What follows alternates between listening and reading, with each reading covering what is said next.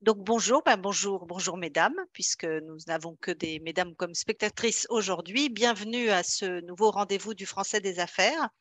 Alors comme vous le savez, ce rendez-vous est enregistré pour permettre à toutes les personnes qui se sont inscrites et qui ne peuvent malheureusement pas nous rejoindre pourront regarder la rediffusion de ce webinaire. Alors aujourd'hui, j'ai le plaisir d'accueillir Xavier Lemerle qui travaille à l'Alliance française de Puebla. Bonjour Xavier. Bonjour Anne, bonjour Et à qui toutes. sera accompagné d'Émilie Grosset, qui est responsable pédagogique au sein du Français des affaires et qui donc va épauler Xavier dans sa présentation. Alors, il y a quelques personnes qui nous rejoignent. Bonjour, bonjour à tous. Donc, on va les laisser faire leur petite présentation, ou tout du moins, surtout, euh, c'est Xavier qui va nous raconter comment créer un programme en français des affaires ou français professionnel. Et il sera donc épaulé par Émilie. Et si vous avez des questions, n'hésitez pas à tout noter dans le petit chat et moi, je relayerai vos questions à l'issue de la présentation. Émilie, je te laisse la parole. Très bien, merci beaucoup Anne. Donc, merci beaucoup à Xavier d'être avec nous aujourd'hui. Donc, je vais le présenter rapidement et présenter l'Alliance française de Puebla, où il travaille depuis déjà quelques années. Donc, Xavier travaille et vit au Mexique depuis une quinzaine d'années. Il a tout d'abord évolué en contexte universitaire dans plusieurs régions du pays et il est à l'Alliance française de Puebla depuis 2016. Donc, tu es coordinateur pédagogique là-bas, chargé du pôle formation, mais tu as également à ta charge l'ingénierie pédagogique autour des projets en français professionnel qui sont lancés par l'institution.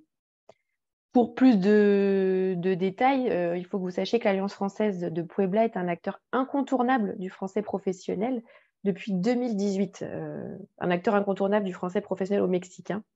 Elle a organisé cette année-là un colloque national des Alliances françaises du Mexique sur le thème du français professionnel. Et c'est à la suite de cela qu'elle a développé un certain nombre de projets en français pro à travers différents programmes passerelles. Xavier vous en dira un peu plus tout à l'heure. En 2021, grâce au soutien de l'Institut français, elle a organisé les matinées pro à destination des directeurs et responsables pédagogiques des Alliances françaises de la zone. Donc l'Alliance a aussi pu compter sur l'accompagnement du français des affaires avec les clés du français pro sur un de ses projets en français médical. Donc actuellement, l'Alliance française de Puebla travaille sur un projet de français de l'hôtellerie-restauration à travers un partenariat avec l'école Vatel qui débutera au mois de septembre prochain. Donc, vous pouvez constater qu'ils ont de nombreux projets en cours et en perspective. Donc, je te laisse la parole, Xavier. Merci beaucoup Émilie, merci à toutes et à tous d'être venus ce matin pour moi. Alors en effet, à l'Alliance française de Puebla, on travaille depuis plusieurs années sur différents projets de français de spécialité et de français sur objectifs spécifiques. Et comme toutes les institutions, on a d'abord eu des doutes, on a eu des craintes, on a rencontré des freins pour nous rendre compte finalement que c'était pas bien sorcier et que on avait, comme toutes les personnes qui sont connectées ici, les compétences pour y arriver.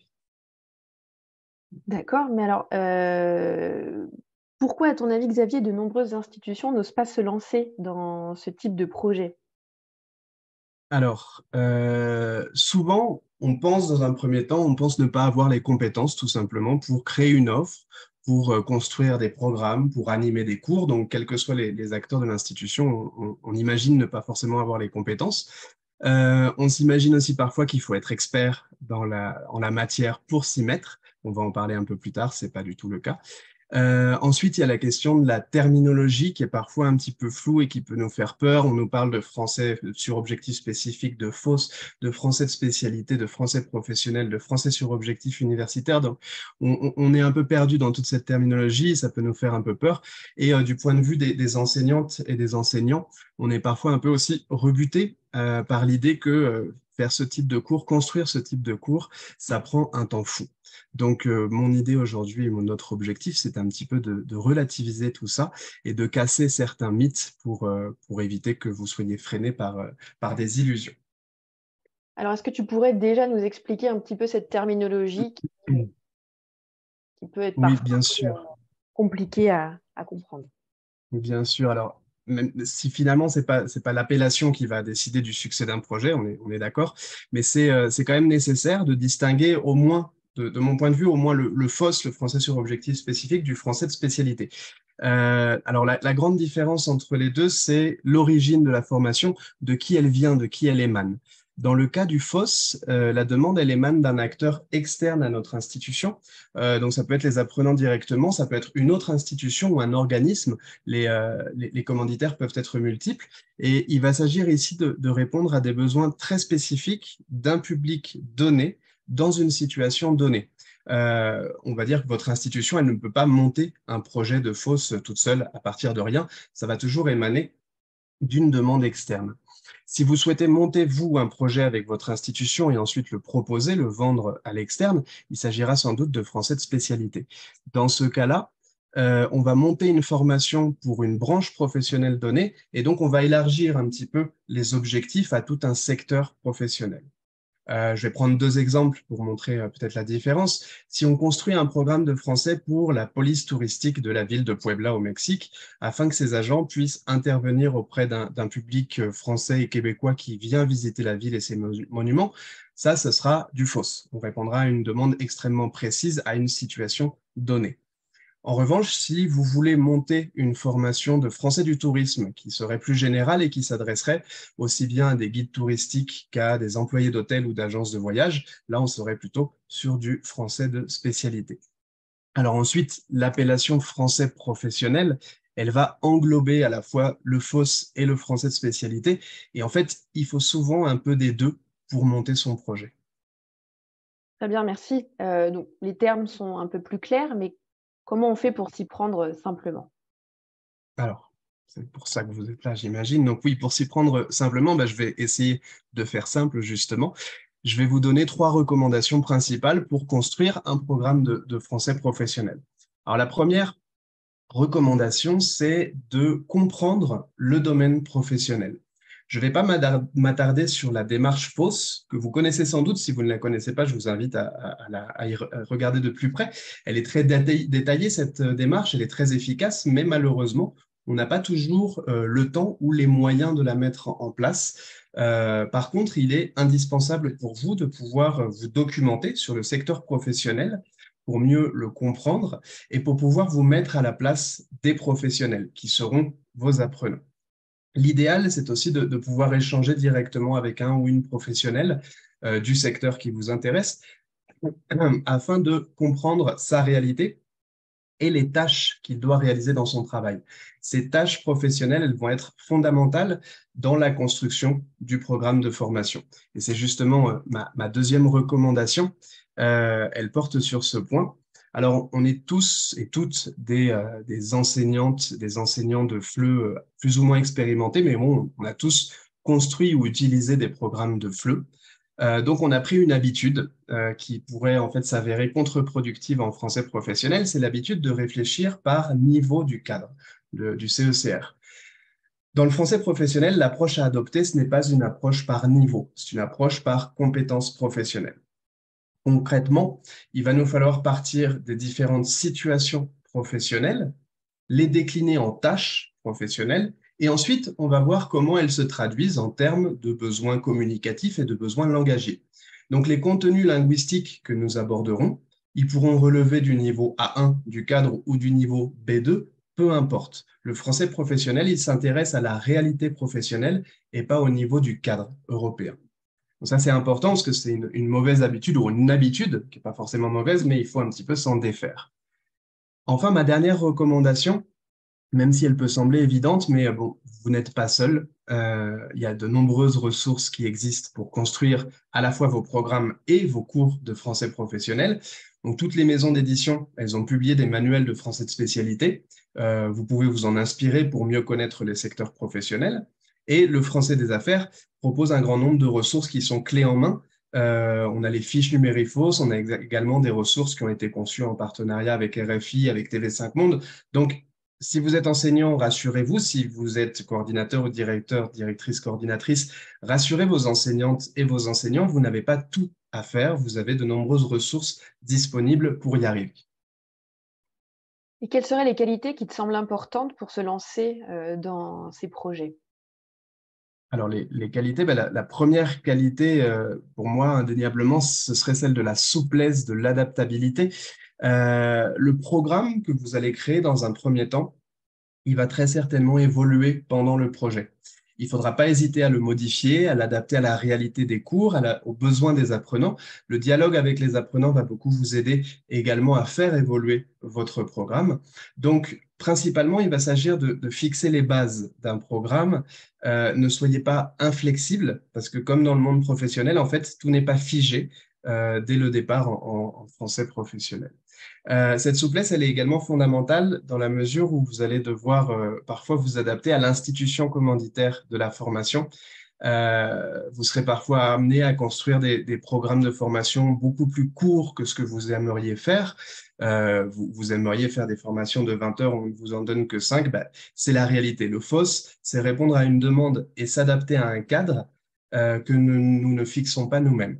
Donc, si vous devez construire un programme à minima pour 5 heures de formation parce que c'est ce qu'on vous demande ou tout simplement c'est ce que l'on vous paye, eh bien, il faudra s'y faire et ne pas être trop frustré par cela. Après, parfois, il y a des programmes pour lesquels on a un grand volume horaire, ce qui nous fait vraiment plaisir.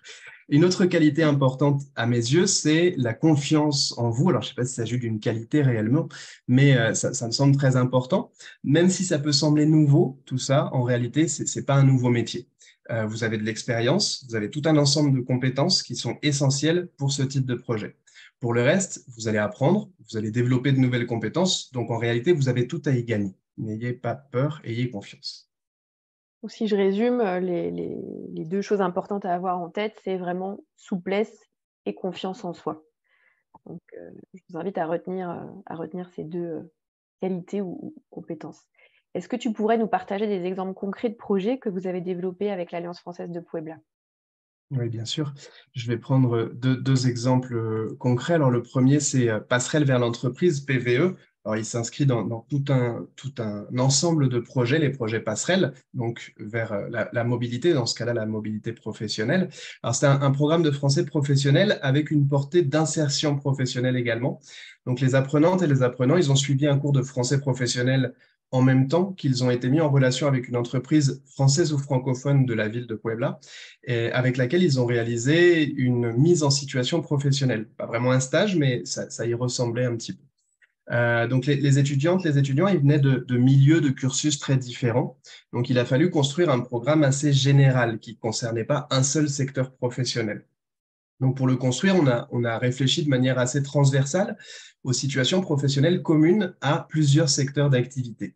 Donc dans ce cadre, on a pu s'appuyer justement, je l'ai mentionné auparavant, sur des méthodes de français professionnel, que ce soit français de l'hôtellerie-restauration, français des affaires, des relations internationales. On a pu un petit peu regarder ce qui se faisait pour comprendre ces différents secteurs. Et on a pu construire notre programme en le dépurant, on va dire, des tâches professionnelles qui étaient trop spécifiques à un secteur donné. À la suite de cette formation, donc, outre la mise en situation professionnelle avec l'entreprise, les apprenantes et les apprenants, ils ont été amenés à présenter le DFP de leur spécialité, soit au niveau B1, soit au niveau B2. Ils ont également eu l'opportunité de monter un projet tous ensemble en fin de formation, ce qui était intéressant puisque chaque participant avait vraiment un profil différent de par son cursus scolaire. Et donc, il a apporté l'expertise propre à son secteur d'activité. Et donc, c'était un bel exemple de transversalité. L'autre exemple que je veux vous présenter, c'est le plus récent. C'est le projet de formation des infirmières et infirmiers qui sont en partance pour le Québec. Donc, dans ce cas, contrairement à Passerelle vers l'entreprise, le public est bien plus homogène. Et les besoins sont quasiment les mêmes pour toutes les apprenantes. Alors, j'utilise le féminin parce qu'elles sont en grande majorité des femmes. C'est presque les mêmes besoins parce qu'en fait, en réalité, une fois qu'elles seront au Québec, certaines vont être infirmières, d'autres vont être infirmières auxiliaires et d'autres vont être préposées aux bénéficiaires, ce qui est l'équivalent des aides-soignantes en France. Dans cette situation, on aurait tout à fait pu s'appuyer sur un ouvrage qui s'appelle Le français des infirmiers aux presses universitaires de Grenoble, qui est un ouvrage très très bien fait. Mais le problème, c'est que cet ouvrage, il est focalisé sur la France, donc le français des infirmières en France. Et il existe de nombreuses différences entre les deux pays, donc au niveau linguistique, bien évidemment, mais également au niveau des tâches et des responsabilités des infirmières. Donc, on a pu se baser sur cet ouvrage comme une base, on va dire, mais cette base, elle a été grandement modifiée et enrichie par 2 actions qui sont très simples et que je vous présente aussi comme conseils. Alors, c'est des conseils très, très simples, mais de simples recherches sur Internet. Alors, simple en apparence, après, ça devient très vite très, très long à faire parce qu'on se passionne, on passe d'un site à l'autre, mais on se rend compte en fait que de très nombreux documents et ressources existent en ligne qui nous permettent de bien comprendre les situations et les tâches de n'importe quelle profession, en l'occurrence ici des infirmières. Et ensuite, une autre action qui est fondamentale ici aussi, c'est un entretien que j'ai pu avoir avec une infirmière qui travaille au Québec. Alors, c'est une simple recherche Facebook, hein. J'ai trouvé des groupes d'infirmières françaises qui travaillent au Québec. Donc, c'est des groupes d'entraide. Ça m'a permis de me joindre à ces groupes, de me présenter, de présenter ma démarche et donc d'échanger de vive voix avec l'une d'entre elles, une infirmière installée au Québec. Donc, à partir de mon référentiel, la première base que j'avais, j'ai pu confirmer, corriger, enrichir certains choix de ce référentiel. Et donc, je suis arrivé à la fin à un ensemble de situations professionnelles, de tâches professionnelles qui étaient réelles, puisque l'infirmière a bien pu me dire, oui, ça, on le fait, ça, beaucoup moins, ça, c'est fondamental, ça l'est moins. Donc, cet échange, il a bien entendu été fondamental dans la construction de ce programme. Ce deuxième exemple, il me semble assez pertinent aussi pour illustrer une notion qui est essentielle dans tout ce type de projet. S'il y a une chose à se souvenir, c'est celle-là. Personne n'attend de nous que nous soyons des experts dans les domaines d'activité de nos apprenants. Moi, je n'ai pas suivi une formation d'infirmier pour pouvoir créer un référentiel. Je me suis beaucoup documenté. Il y a beaucoup de choses que je n'ai absolument pas comprises. Heureusement, j'ai pu échanger avec une professionnelle, mais de toute manière, l'objectif n'était pas de devenir infirmier ou professionnel. Mon expertise, elle se situe à un autre niveau. Donc moi, une fois que j'ai bien défini les situations, les tâches professionnelles, je peux les traduire en besoins langagiers, en besoins communicatifs concrets. Ça, c'est mon expertise. Donc, si on doit résumer, nous, alors je reprends cet exemple, hein, c'est Alexandre Hall qui l'a utilisé en 2018 quand il est venu à l'Alliance française de Puebla. Nous sommes les professionnels de l'enseignement du français. Nos apprenants et nos apprenantes sont les professionnels de leur secteur d'activité, pas l'inverse. Donc ça aussi, c'est quelque chose qui parfois nous fait peur. Non, vous n'avez pas à devenir des professionnels du secteur d'activité pour y arriver. Merci beaucoup, Xavier. Je pense que tu réponds à de nombreux doutes et à de nombreuses questions avec ces exemples et cette méthodologie de collecte de données que tu proposes. Donc, pour conclure, est-ce que tu pourrais nous expliquer pourquoi ce type de projet vous semble porteur à l'Alliance française de Puebla? Alors, il nous semble porteur, on en a fait l'expérience hein, pour plusieurs raisons. Donc, au niveau institutionnel, déjà, ça permet de vous positionner, de vous différencier tout simplement. Il y a encore trop peu d'institutions qui proposent ce type de formation. On l'a dit, hein, de nombreux freins existent, des peurs qui ne sont pas forcément fondées. Et donc, peu d'institutions se sentent capables de répondre à ce type de demande ou de monter ce type de projet. Dans le contexte actuel et avec la grande concurrence qui peut exister, c'est une manière de se démarquer. Ça ne va pas changer radicalement nos pratiques et notre offre, hein. On va continuer aussi à avoir une offre de FLE, de cours de FLE plus classique. Mais ça va enrichir cette offre et ça va nous permettre de nous positionner. Ensuite, pour les institutions, toujours, c'est un cercle vertueux. Ça, on en a vraiment fait l'expérience à l'Alliance de Puebla. Un projet de français professionnel en appelle d'autres. Si vous communiquez habilement sur les actions que vous menez, vous vous faites connaître. Et donc, les institutions, les organismes vont savoir vers qui se diriger quand elles auront des besoins. Un exemple tout simple, mais le meilleur exemple pour moi, c'est que ce projet de formation des infirmières en partance pour le Québec, il a vu le jour parce que dans un premier temps, nous avons eu un projet de français médical auprès des médecins internes de l'hôpital public de Puebla. On a communiqué comme on communique sur toutes nos actions, mais quand le ministère de l'Intégration et de la Francisation et de l'immigration, de la francisation et de l'intégration du Québec a cherché un partenaire, forcément, il s'est tourné plus naturellement vers l'Alliance de Puebla. Donc, c'est ce cercle vertueux. Ensuite, c'est un formidable levier pour la montée en compétences de vos équipes pédagogiques. Donc ça, je l'ai déjà mentionné, hein, on a déjà des compétences, on peut y arriver sans problème. Mais quand on entre dans l'action, quand on on le concrétise, ben, on prend conscience de ces compétences et on en développe de nouvelles dans la conception des cours, dans l'animation des cours. C'est de nouvelles techniques aussi d'animation de cours qui ne sont pas révolutionnaires, mais qui s'ajoutent à tout un ensemble de techniques et de compétences qu'on a déjà. Donc, pour faire monter vos équipes en compétences, c'est une excellente idée également. Donc, que ce soit pour votre institution, pour vos enseignants, vous avez vraiment tout à gagner à vous lancer dans ces projets. Euh, pour rappel, le Français des affaires de la CCIP est également là pour vous accompagner quand vous mettez en place ce type de projet.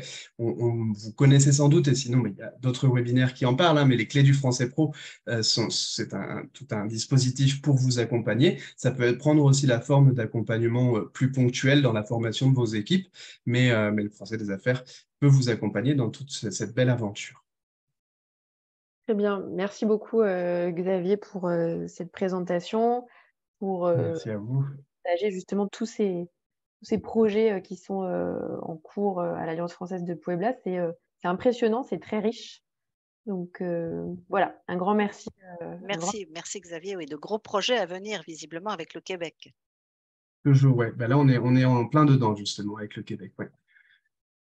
Donc, il n'y a pas de secret, hein. Je repense à votre entretien avec cette infirmière, hein. Il n'y a pas de secret, c'est des recherches sur le terrain et aller voir vraiment les professionnels, comment ça se passe directement dans le métier, au cœur du métier, pour pouvoir construire Exactement. ces programmes. Exactement. Il y a rien de tel que cet échange, vraiment. Alors, c'est mieux, évidemment, d'arriver dans l'échange avec une idée générale pour pouvoir confirmer et modifier certaines choses, mais c'est fondamental, ouais. D'accord, bah, merci beaucoup. Bah, j'espère que toutes ces clés, justement, toute votre présentation permettra à tous nos spectateurs et spectatrices de se lancer dans la création de programmes et leur prouver que tout ça, ça peut se faire, qu'il faut avoir confiance en soi, il faut se lancer en tout cas. Il faut se lancer. Alors j'ai une question justement de Mathilde qui nous indique, peut-être Xavier, pourrions-nous se voir maintenant, fermer le Oui, bien partage sûr. d'écran. Donc nous avons une question de Mathilde qui indique qu'elle a parfois des demandes fausses pour des avocats qui connaissent déjà les termes de base et des termes de fausses des 3 premières années juridiques, mais comment aider ce professeur de FLE-FOSS qui n'est pas spécialisé et qui n'a pas un bac +5 juridique, mais juste qui est spécifié FLE, c'est ce que vous disiez tout à l'heure, hein. Il n'est pas expert dans le métier juridique. Ben, il n'a pas à l'être. Alors, évidemment, quand on construit ces programmes ou qu'on anime ces cours, on finit par de mieux en mieux comprendre ce domaine. Je ne pense pas qu'il est à l'être. Je ne suis pas sûr de comprendre la situation, c'est-à-dire que les apprenants ont déjà de bonnes notions de français juridique, c'est bien ça? Alors, je vais donner la parole à Mathilde, ce sera plus simple. C'est ce qu'elle dit, les Oui, apprenants ont de bonnes notions. oui, Ouais, bonjour. Vous m'entendez? Tout à fait. oui. Bonjour Oui. Mathilde. Bonjour, merci beaucoup en tout cas pour avoir posé cette question. Effectivement, on fait du français pour des professionnels dans notre centre et ce sont soit de futurs avocats, soit des étrangers qui sont en cours d'études. En tout cas, ils ont déjà au moins un bac +3, ils ont vraiment la base générale, parfois ils n'ont pas encore la spécialisation exacte en tant qu'avocat, mais ils en connaissent parfois plus que mes enseignants dans le cadre du juridique, parce que les termes sont vraiment très spécifiques.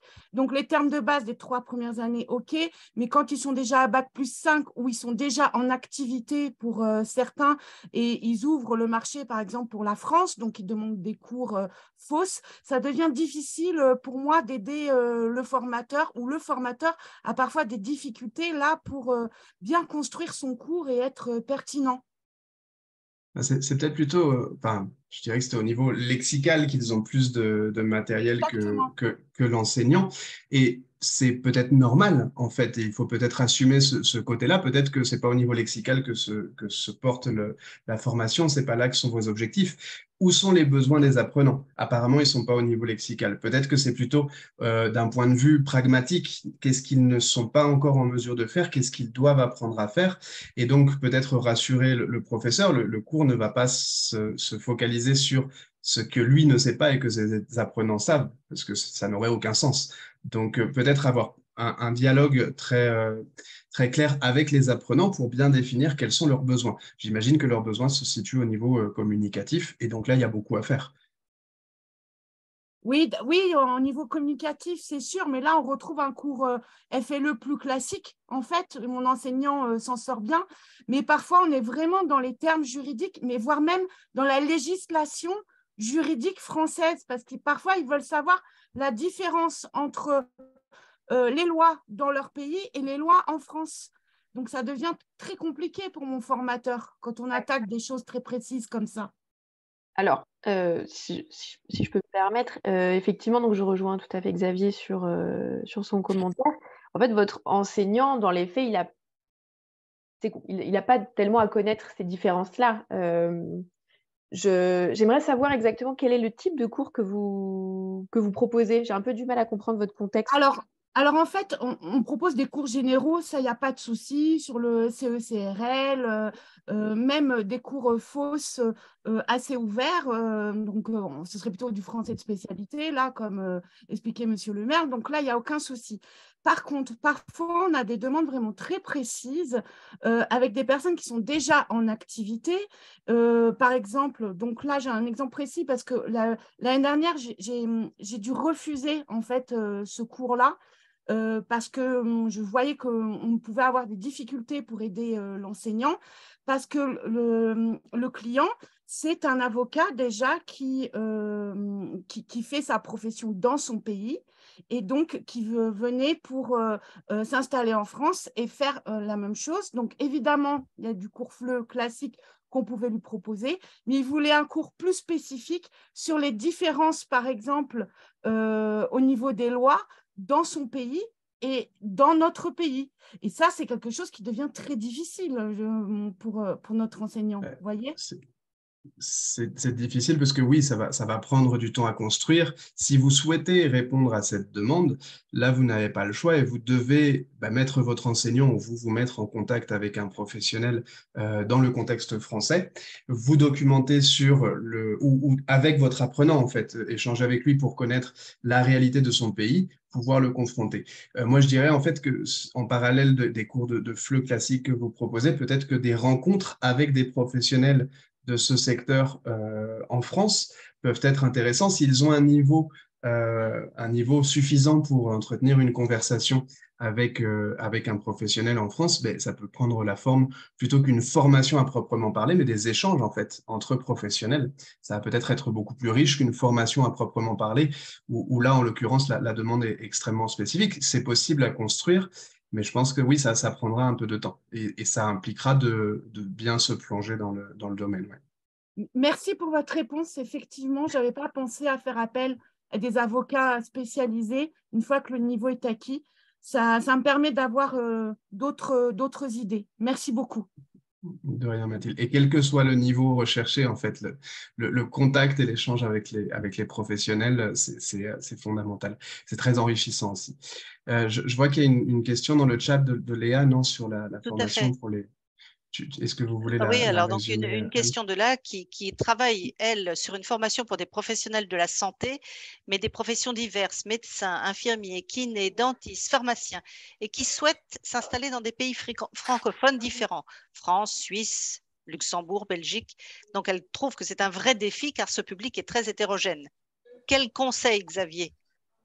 Alors, déjà, je vois la Ah réponse oui, de Laurence. En effet, pardon. justement, si je peux me permettre par rapport à les réponses de Laurence, en fait, oui, en fait, notre formation va se diviser en 2 modules.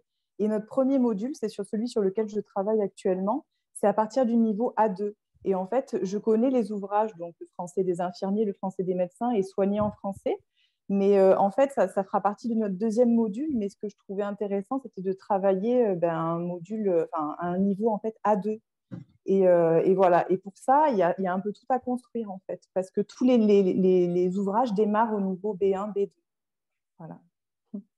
C'est vrai que la plupart des ouvrages commencent au niveau B1, surtout dans le français de la santé.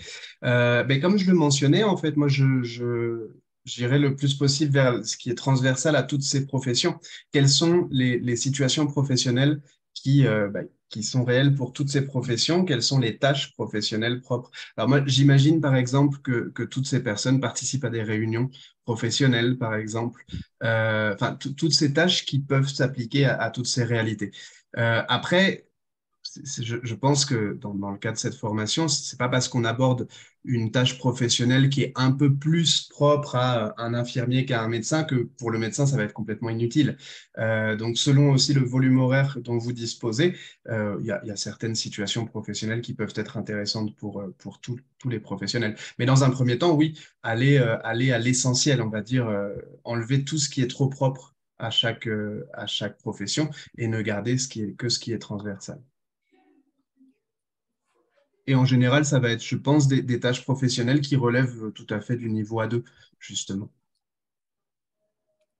Léa, j'espère que Oui, Xavier. merci beaucoup. Merci, Bon. c'est ce qu'on essaie de faire. Et voilà, là, je suis en train de travailler sur les démarches administratives.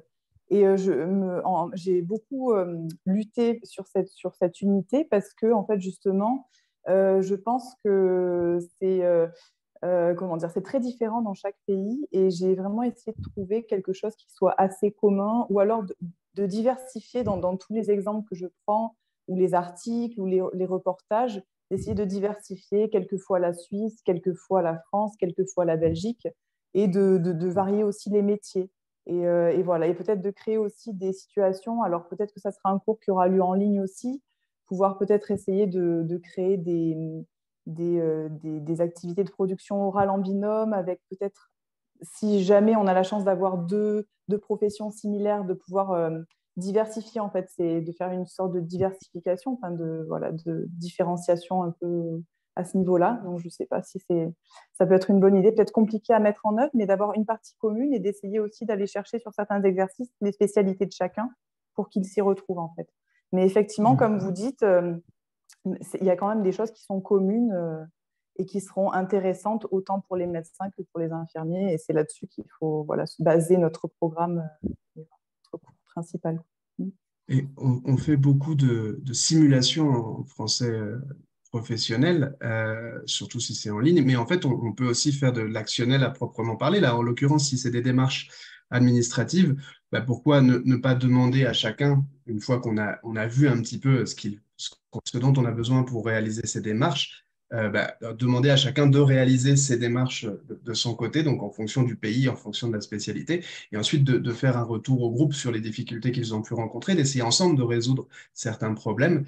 Là, vous pouvez faire de l'actionnel vraiment, vraiment très, très Oui, concret. Ouais. tout à fait. On y a songé à ça et on s'était dit que si jamais il y en avait un seul qu'on leur demandait de travailler en groupe, mais que par exemple, il y avait une seule personne qui était dans un pays où ça fonctionne différemment, ou peut-être il ne faut pas s'inscrire à l'ordre des médecins, et on s'est dit comment on fait pour ces personnes-là qui sont peut-être isolées, si on ne peut pas les faire travailler avec le reste du groupe. Bon, après, voilà, il faut faire en fonction parce que c'est vrai que le groupe ne sera pas toujours le même. Il peut y avoir des mêmes professions, il peut y avoir une profession qui va être isolée des autres ou une personne qui va être dans un pays différent des autres. Et voilà, donc il faut s'adapter en permanence, mais le cours, il faut le créer, il faut faire une première version et ensuite s'adapter en fonction du groupe qu'on aura. Voilà. C'est ce que je mentionnais, oui, ça Voilà. évolue constamment. Parfois, on lance, c'est un projet qui émane de votre institution. C'est pas toujours. J'ai tendance, moi, à utiliser un concept que je suis le seul à utiliser, c'est celui de la maturité pédagogique d'un projet. C'est pas toujours la première année ou la première fois qu'on lance un projet qu'il est vraiment à maturité pédagogique, hein. Ça peut prendre du temps. Parfois, c'est la deuxième génération, on va dire, qui est vraiment, enfin, le projet est vraiment bien construit parce qu'on a commis des erreurs, parce on a fait des réajustements. Donc, vraiment, garder ça en tête. Merci beaucoup. Merci Xavier, merci Léa.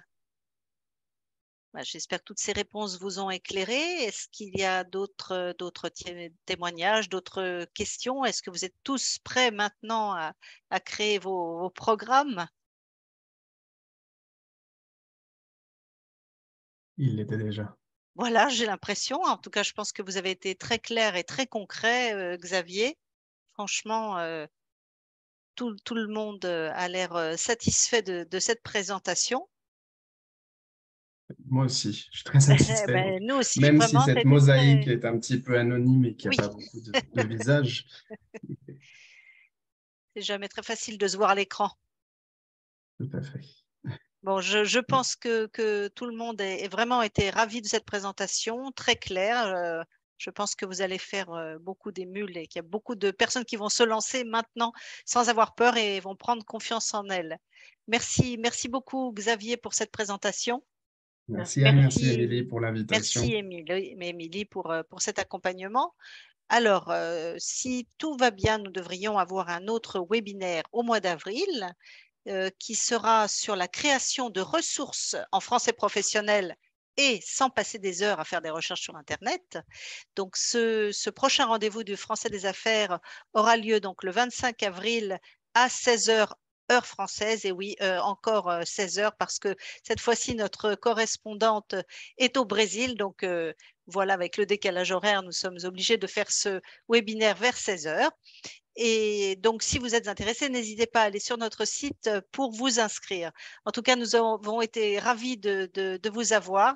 Nous vous remercions de votre fidélité et espérons vous avoir encore nombreux à nos prochains webinaires. Merci à vous. À très bientôt. Au revoir. À bientôt.